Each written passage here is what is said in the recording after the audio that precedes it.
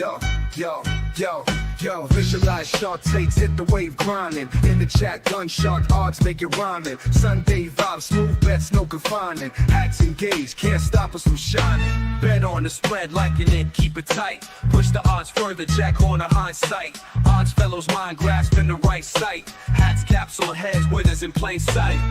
Hit the light, get in the chat, feel the flow, cash it, every dollar see the bankroll. Sunday grind and picks, now you gotta know. Extra points on the screen, sharp minds always glow. Big parlays, predictions we hold. Standing tall, betting knowledge all. On a suddenly not so casual Thursday night in November, it is NFL, the extra points, the big show, week 11. Thursday Night Football, the Shark and the Gun, right here live on Sharky Waters Nation X and YouTube and the Guns Picks channel. Come on over to the chat. We got some people firing off. I love November. I love Thursday Night Football. I love working with the Gun. Guns Picks. What's going on, brother? Man, we got the chat cooking already. You got to get into the chat, boys. We got Pino13 says Shark and the Gun. And, of course, we don't talk about Bruno. No. Playing a little Disney music. Shout out to my kids for that one. And he is joining us from another continent for that matter. But guess what? We have the plays that pay the bills today. We're going to be threading the needle, I think, a little bit on the side in this game. And, of course, we got the prop gun firing away tonight. Can't wait to get into the board. Shark, let's break down Thursday Night Football, baby. 8:15 Broad Street, Lincoln Financial Field, a gigantic game in the NFC East, a far more compelling matchup than anybody would have expected over the summer, with first-year quarterback Jayden Daniels showing us far more than we expected. I got an official on the game. The Gun has an official on the first half. This crowd will be live. It will be early. Guns Picks, Philadelphia in the first half, -2.5. Yeah, like the Shark said, NFC East divisional matchup in the making. The two biggest teams in the division, for that matter, Lincoln Financial Field, Philadelphia, PA. 8:15 is the kick. And we break down this game. You got to look at Washington. Washington 7-3 on the year, but look who they played. Inferior opponents. We're talking about the Giants twice, who were ranked 29th in the power rankings. We have Cincinnati 14th in the power rankings. Granted, Cincinnati's on the come up, but at that time they were regressing heavily on Monday Night Football. Then Arizona, wasn't that good of a team as they are today, but they're ranked 15th in the power rankings. Cleveland 27th in the power rankings. In Carolina, Chicago, you know how bad those two teams are. So when you combine the records of the teams that Washington Commanders have played, 21-37, and only one team over 500, and they faced the 26th toughest schedule so far this season. Now, when we break down the ranked defenses that the Commanders have faced, 22nd, 16th, 31st, 18th, 21st, 17th, 32nd, 7th, and 5th. Ranked defense. But when you break down the two top 10 teams, two top 10 defenses they face, Washington versus Chicago, the 7th ranked defense in the league, Jayden Daniels, 55% pass completion rate, 1 touchdown, and that touchdown was a 61-yard Hail Mary at the end of the game. Then Washington played Pittsburgh. Pittsburgh's the 5th ranked defense in the league. They had Jayden Daniels had 242 yards of total offense, 50% pass completion rate, and 0 touchdowns in that game. And you look at Philly is the top 10 defense in this situation. Now, what does Philly like to do? They love to run the ball. They are the run first offense. They're ranked number 1 in rush play percentage. They're ranked 6th in rushing yards per carry, rushing yards per attempt, and 2nd in rushing yards per game. And they're going against a Washington defense that's ranked 29th in opposing rushing play percentage, 28th in rushing yards per carry, 28th in rushing yards per game, and 30th in opposing red zone scoring percentage. This is a bad defense on the Washington side. Washington's rush defense gets worse on the road, giving up 5.1 yards per carry to opponents, including 6.2 yards per carry versus Cincinnati. Cincinnati, not the greatest run team in the world, but they put up 6.2 yards per carry.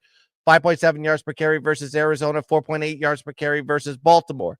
Washington versus top 5 offenses is has a top 5 offense in the league. They're 3rd in offensive scoring, 4th in offensive yards per game, and 4th in yards per play. Rush offense ranked in the top 10 in most statistical categories and top 10 in passing. But they are facing a defense they have not faced this season in the Philadelphia defense. They're ranked 5th in opposing scoring, who only giving up 17.9 points per game, 2nd in opposing yards per game, 3rd in red zone opposing scoring percentage, and 4th in opposing touchdowns per game. But when I look at this team, I think of chicanery. I think of Sirianni making mistakes, going for it on 4th down late in games. And I think that, there's outliers that could happen this game. So I focused on the first half and I looked at the line and I thought, this is interesting because the line was heavily weighted. We're talking about over 70% at one point. When the line was 3.5, I saw it at -3. Found a -2.5 when I originally bought this line in the first half. So it told me a story.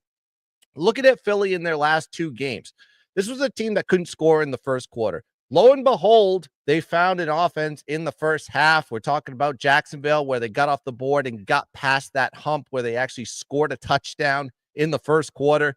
And then you saw what they did to Dallas last week. So I think this is going to be a trend moving forward. And of course, you look at the offense for Philly. A.J. Brown is back. Devontae Smith is healthy. Of course, you've got Saquon Barkley, one of the best athletes in the league. Stuff that he can do is remarkable. I think this offense is finally getting healthy and connected. There's nobody listed on the injury report for the first time in a while. I think this is a good spot to take them only in the first half because, like I said, coaches make blunders late, and this Washington team is not a step over team anymore. So give me Philly -2.5 first half as the play. Yeah, you're laying me up here. And Spanky Weber says, keep the points. I'll take Washington on the money line. And I'll say, keep all the offensive data for Philadelphia. Give me Washington +3.5. And, when I'm looking at this game, I think one of the things we have to really remark on is both of these teams have played to a degree a very soft schedule. So you could argue that Washington hasn't played a lot of teams, but I think you really have to look at Philadelphia and look who they have played. Philadelphia is coming in here 5-0 straight up last 5. The mainstream media narrative has quickly shifted to Sirianni's figured it out. It's a new renaissance with the fans in Philly. Philly's back. They never left. It was just a little downturn, this, and that. I started to go through it. That 5-0 stretch is versus Cleveland, the Giants, Cincinnati, Jacksonville, and Dallas. Those teams have a combined record of 13-35. You will rarely find a softer group of 5 games in contemporary football. And something that Guns and I were talking about off the air just before we came live, the NFC East this year, out of conference, plays the AFC North. Washington has already played elite Baltimore and elite Pittsburgh. Philadelphia has played Cleveland and Cincinnati. So these teams basically have the same record, 7-3 and 7-2, but Washington has played by far the more difficult half of their out-of-division schedule. And speaking of that, Washington is coming in here off a tight loss on Sunday versus Pittsburgh, real tight down to the wire. Washington was real close to field goal range on their final possession to actually win that game outright, but nonetheless a loss. Washington is 2-0 straight up at ATS this year off of an outright loss, so they do bounce back well. They're also 1-0 ATS in primetime games this year, which I think is important here. And their road schedule has not been a cakewalk, and they've played well on the road. Outside of getting blown out in the opener against Tampa Bay, played Arizona really well on the road. At that point in time, we didn't know Arizona was going to be this good. It looks more impressive now. Took care of Cincinnati, played Baltimore real tight, and did hammer the Giants within the division in their only divisional road game. And Philadelphia, frankly, is just not playing good ball at home sustainably. We talk about when does a sample size become the norm? I think this is 2.5 seasons now. Go back to last year. Since the beginning of last year, Philadelphia is 3-8 ATS at the Link. That's why there's been these issues with the fans in Sirianni, because they've consistently underperformed at home. They haven't covered this year once at the Link. They've given up leads. They've been back and forth. And final point on this, before we talk some props, this is a huge, huge game for the playoffs. Philadelphia currently sits a half game better than Washington in the standings in this division, but that's huge. Philadelphia has the 2 seed right now, Washington the 6. So Washington has extreme motivation to win this game. And when you look at last year, Philadelphia got 2 dubs last year, -9 and -7. Books are moving this down. This is divisional line functionality.